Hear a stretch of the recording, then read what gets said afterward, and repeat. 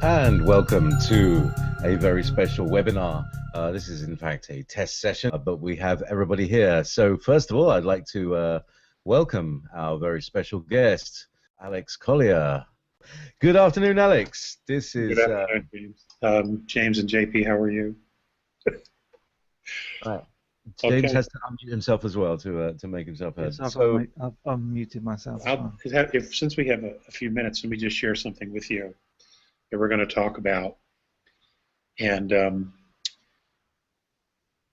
one of the biblical characters was a young rabbi by the name of Jesus Malathiel. And he was a rabbi, but he was also a militant. Wasn't happy with Rome. And apparently this is the man that Constantine's mother went to find, but they never did find his body, okay? But they had said had been crucified. Well, he never did die, and the way they said, and that's why the Catholic Church, when they did the first testing of the Shroud of Turin, they sabotaged the original testings because they were afraid that the cloth, should it actually be the same person, would show that the man wasn't dead. They were terrified of that because the premise of Christianity is the death and resurrection. Well, according to the A's, this particular Jesus actually fought with the freedom fighters at Masada. And there is a cave that is archaeologists call the Cave of the Bones, Cave of Bones. And in there is the remains of 15, 17, 18 people. Most of them children, some of them middle-aged, and there is one gentleman, one remains of an old man in his 70s. According to the A's, that's the Jesus. Those are his remains.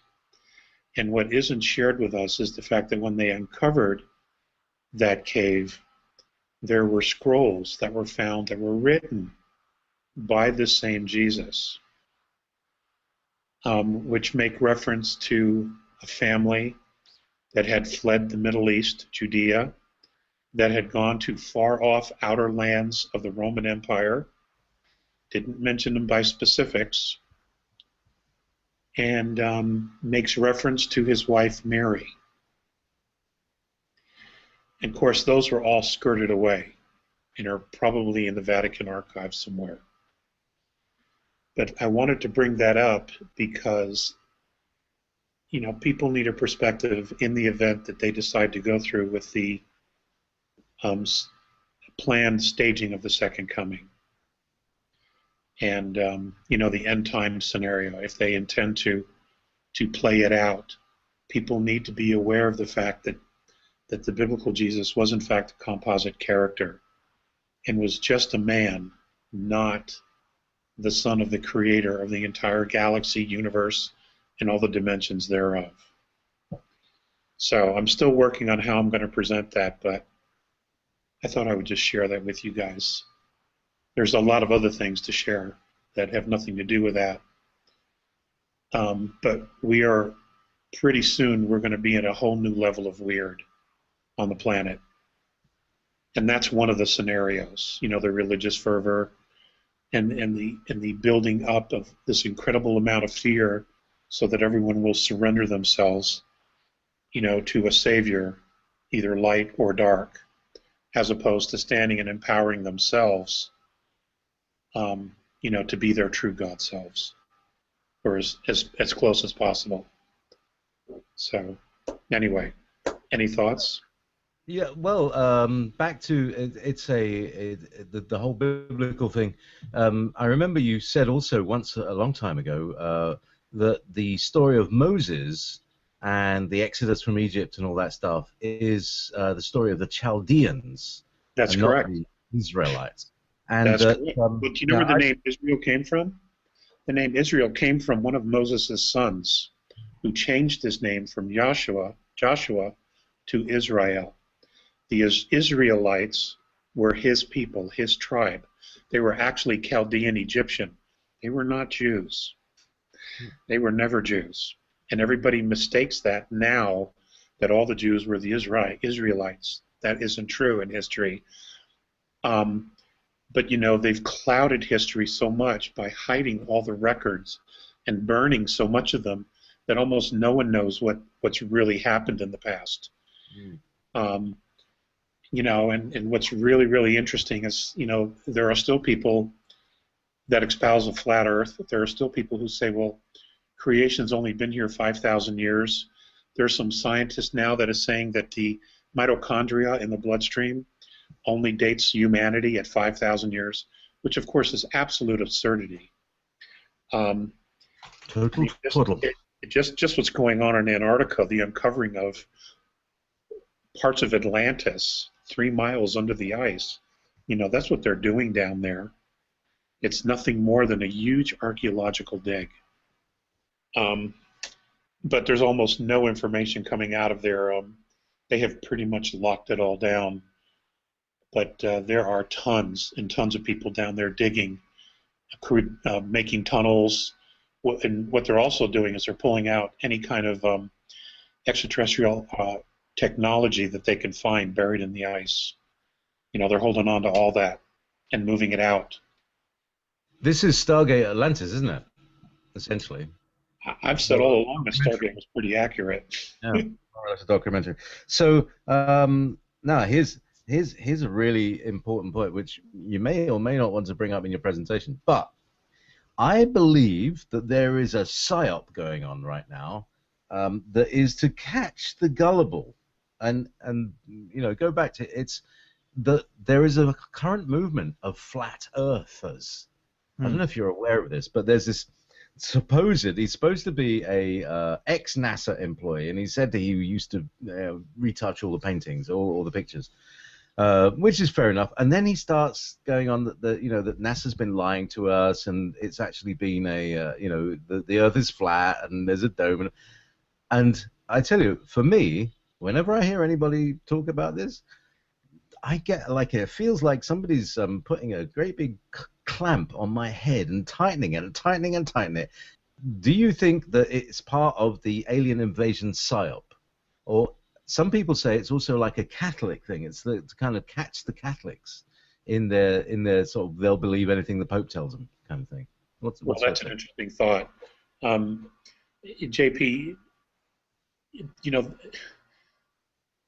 the whole point is the dark side, the consortium, whatever you want to call it, the empire, what they would love to do is to have everybody mentally and spiritually shut down.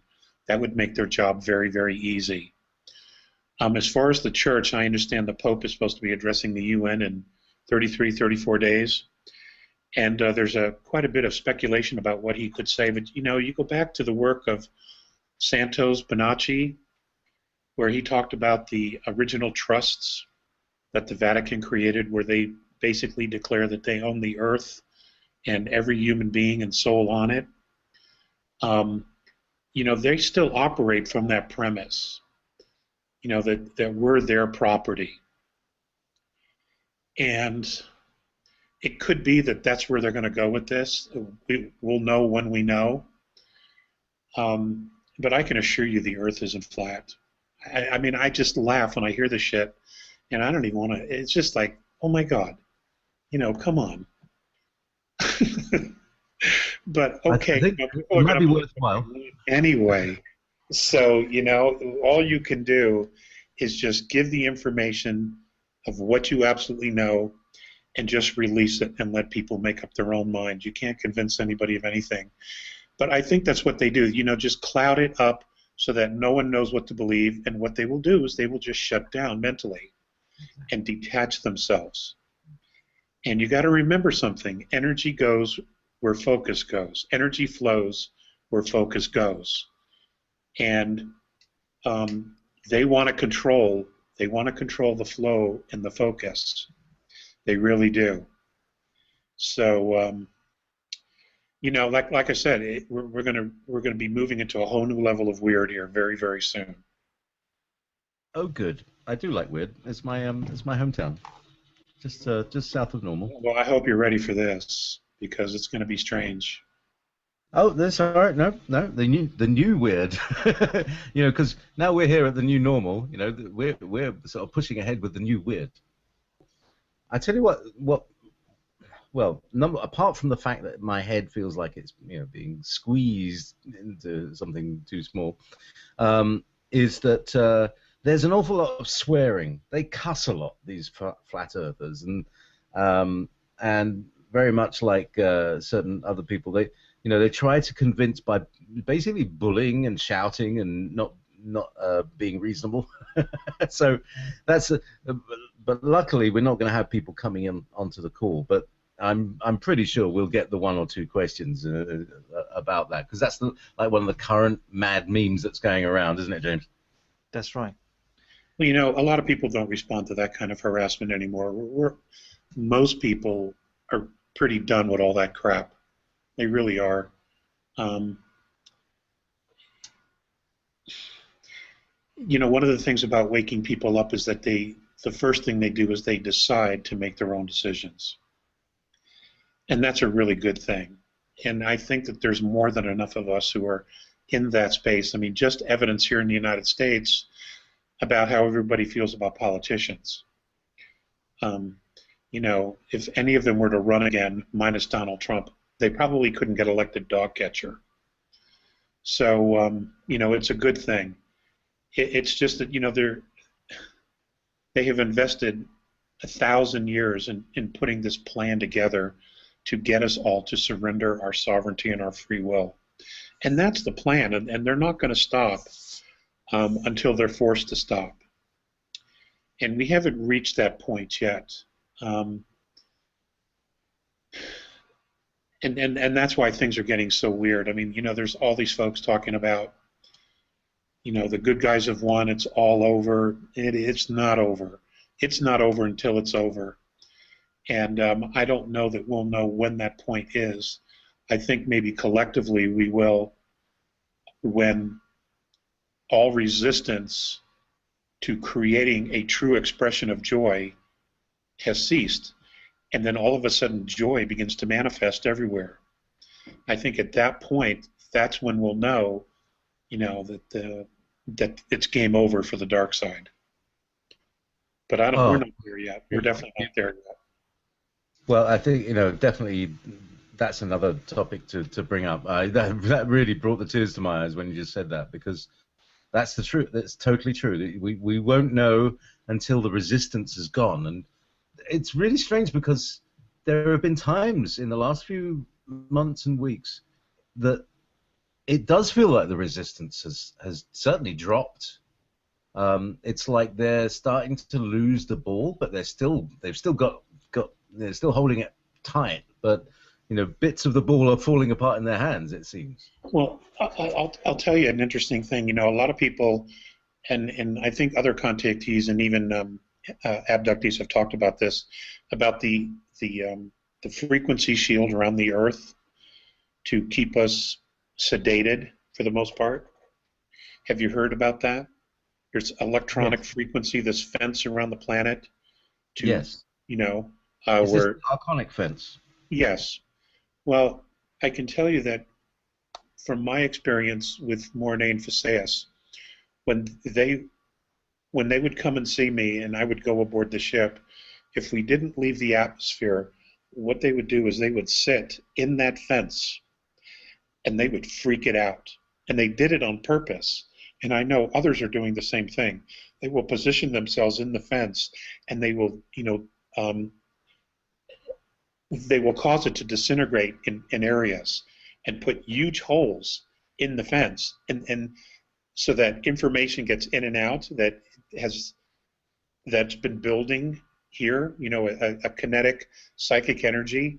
What they'll do is they'll sit inside this fence and they will blow huge holes in it on purpose so that information gets out and information gets back in.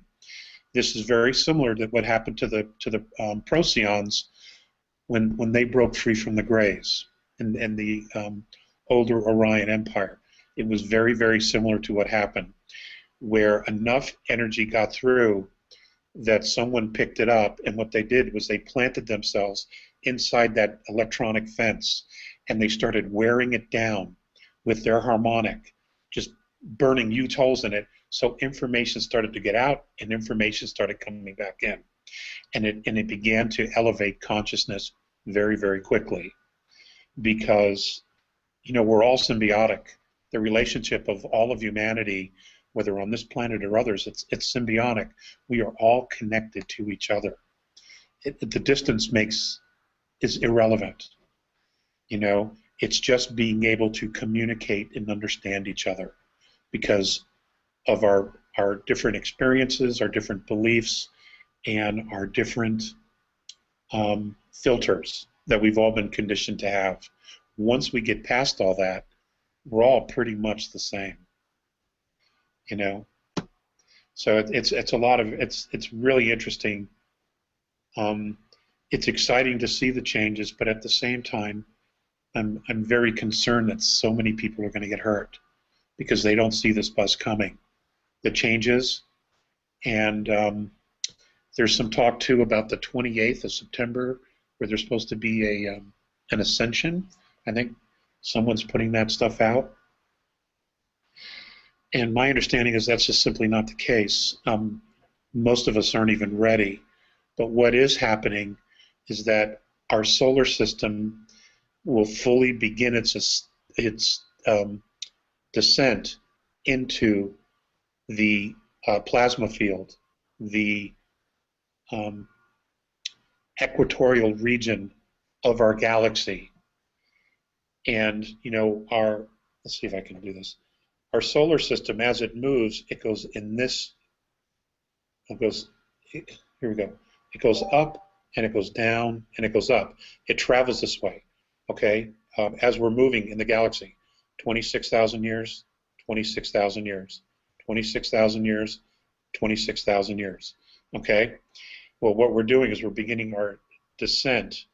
Okay, to begin a new 26,000-year cycle, and that descent will take us across through the plasma field, which NASA calls the Oort cloud, and that field is a huge electrical plasma field, and it will change our DNA.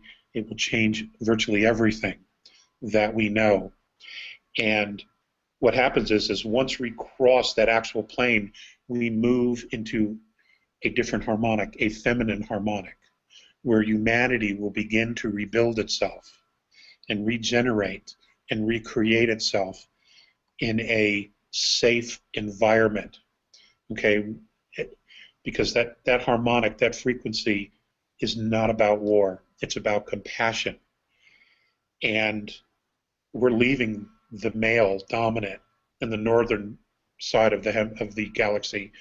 We're leaving the war behind, and those who can't let that energy go, that warrior, that that control, that dominance, a lot of them, whether they're male or female, won't make it. They will check out. And the A's once said that many of the men would have brain aneurysms because they simply would not be able to handle the energy. I think most of the women could adapt, but not all of them will. So we will have 26,000 years of just incredible healing and rebirthing of humanity, before we begin that ascent back up into the male dominant frequencies. But this has been going on forever, and many civilizations experience this on third, fourth, and fifth density. And that's all that's been expressed to me. I don't know what happens at sixth, other than the fact that I've been told that they don't experience the duality. It is primarily one harmonic, which would be compassion and introspection. Those were the words that were used for sixth density. So there you go. Those are some of the things we're going to talk about. You provide an incredible service, just making the information available. What people do with it is beyond anybody's control. But the point is to make it available, because if people are asking questions, they will find it, or they will find somebody who would lead them to it. It's amazing how that works, regardless of what it is. Absolutely. Well, people have been, that's where you've been. You've been putting the information out, and it's been trickling through trickling through, and you put a little bit out, and you know other stuff happens, and it trickles through, and it infuses. And James, I mean, I think you've done a fantastic job of gathering all of the stuff that Alex has kind of littered over the web over the years, just kind of dropped behind him and then and you brought it all together into one fantastic site. I mean, I'm really pleased for you, Alex. Like now, what do they call it when they an audience with such and such? So and it's you speak to people who know you, who are up to speed, who can ask really, really, really good questions. Oh man, I would love something like that. Yeah, like a I would, master you know, class. because when and this is why I enjoy in a live scenario Q&A, Yep. because there are times I don't know what I know. In other words, during my conversations with Visayas and Mornay, Visayas has always been telepathic. Well, Mornay was both. He would speak telepathically at the same time he would use his vocal cords, because that's all he knew. And for a while there, I would just focus on the vocal cords, and I would miss the fact that he was also talking in my head. And my brain has all this download from both of them. And sometimes I don't even know that I know something unless the question comes up. And then, like, boom, there's the answer. The information comes from somewhere in the back of my head, and it's just like I get all these pictures and language of the answer, and I surprise myself because I know it. I know it's hard to explain and it sounds kooky, but it really is what it is. It's weird. I mean, I enjoy that part because I'm just as fascinated by anybody as to what's going on and who we are and where we're going. I mean, absolutely. That's right. I think we've really been waiting for this moment, the internet at this level, to have these kind of conversations, for this moment, for this information to be spread. And I think it's part of the plan, the Starseed plan. There's a lot of information that people send me that absolutely just doesn't resonate with what I know. But there is a council, and at last count there were over 1,000 star nations that were a part of it. And I don't know the exact number. I think the last number they gave me was 1,300 and something star nations. And it was a place where they would come and they would share information and data about changes, updates, scientific discoveries, interdimensional seepage from higher dimensional realms that were affecting different parts of fifth density and fourth density, and then third density. We ended up getting into the mix here because somebody figured out that about our DNA signature and how unique it is. So that's how we got into the mix. And about the tyranny that shows up 900 years in our future that shows up for them. So, there's a lot that goes on in these things. And yeah, there's been a lot of discussion about that. I've never seen it in action. I've never sat in a meeting. I've only heard about, what goes on there, and that it's very well respected, and that almost anybody can air a grievance in one of these forums,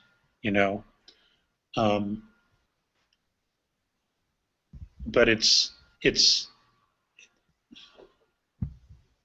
they work together, they discuss things together, they make decisions together, but it's not a body of enforcement, if you know what I mean. Yeah, yeah. So individual star nations choose to enforce if they so choose, but the council itself is not a body of enforcement. Right. Okay. That's interesting. Thank you, because That's a fascinating thing that you were actually saying before, that you've heard all this stuff and it's in your cells because 20 years, 30 years, however many years ago, it's your cells have reproduced and it's all locked in there. 42 years. And it's the only thing is that unlocks it is somebody bringing up an idea, and then something will just, it's like you've got a Google kind of thing going on. But it's like a knowledge. You can feel it. It's like you know how to drive a ship. If somebody says, "How do you drive a TRZ?" And it would sort of be like the Trinity in the Matrix, where you go, "Well, I can ride a helicopter now." Yeah, similar. It's very similar. For almost 50 years, I've engaged in telepathic communication. I think that's mostly what it is. The mind is just a sponge, and its ability to retain information is remarkable. It's beyond anything we can imagine. It's got to be one of the biggest hard drives that we couldn't even create, because it not only stores data, but it stores it holographically, and it merges it all together. And even though we don't understand it, our soul does, and it's almost like it imprints the soul with the data, or the soul has the data already, and it imprints the physical body. And it's just there. It's just there. I remember the one time I was able to fly Mornay's ship. He had to have his hand on my shoulder, and it was sitting right here. And at one point he took his hand, he just lifted it, and the ship began to wobble crazily like this, because I wasn't calm. My mind wasn't calm, and that's how they operate their craft, is simply with their mind. So the minute he took his, and I was calm in the beginning, we're just, very steady, and then he lifted his hand and it just started to go like this because I wasn't calm. I began to panic, and the ship was at that point a full extension of me. And then he put his hand back on here and he just smiled and he goes, "You're not ready." Yeah, because we're used to using things outside of our bodies. Are we? To drive a car, you have your hand on the steering wheel or the joystick or the blah, blah, blah. My mind is not made of anything. I can't feel my muscles. It's like it's the feedback. Yeah, that's the thing, isn't it? It's the feedback. Yes. Yeah, we're so ingrained in third density where we get that physical feedback, that we just feel a reaction to our actions, where in the higher dimensions it's really not like that. It's different. It's just lighter. It's just lighter. You feel bigger, you feel stronger, you feel calmer. It's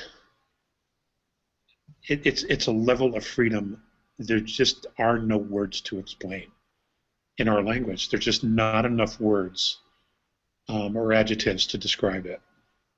And it's been frustrating, for a long, long time to try to express it. And I haven't, in my opinion, adequately expressed it at all because I don't have the words.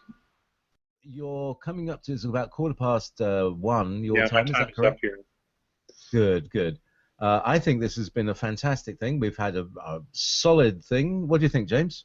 It's been perfect. Yeah, there's not been any problems on the webinar side at all. It's worked perfectly, and I think we're set up for Friday brilliantly now. I think it's going to work great. Cool. Very good. So I guess all we have to do now is carry on, right? Yeah, just get to Friday. Just remain alive till Friday. You had one thing. Stay alive till Friday. Oh, that's bless a you. request, man, but I'll try. Fantastic to talk with you, Alex, again. And to James, it's always a pleasure. Excellent. All right, so thank you, boys. Thank you guys very much.